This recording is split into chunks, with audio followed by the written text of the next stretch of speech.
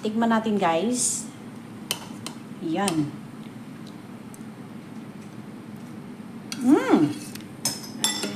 Masarap. Napakamalinamnam. Absorb talaga yung lasa niya.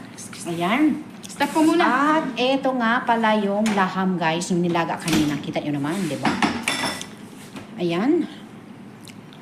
Wow. So Makawawa ka talaga mamaya amazing. nakalimutan ko to.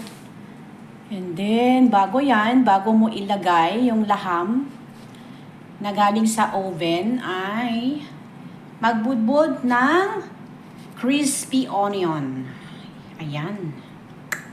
Napakaganda. Kanin pa lang po kahit wala ng ulam.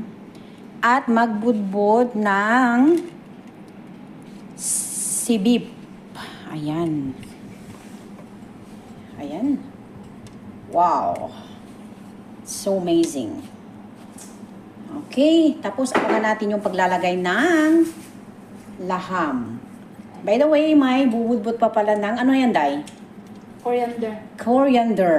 Coriander leaves, guys. Pampadecoration at pampalasa lang din ito. Ayan. Wait. Ngayon na ang oras na ng paglalagay ng meat. Ayan. Ayan mo na. Ayan, guys.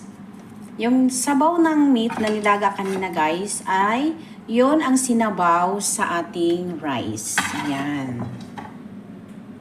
Diba? Napakalupet. Buto-buto. Ayan. Napakasarap. Okay. Ayan. For today's videos. Okay. Pag may laham and rice tayo, ay may mga green salad din tayo. Ayan. Magbubuto tayo ng asin. Konti-konti lang. Mamaya maalat na.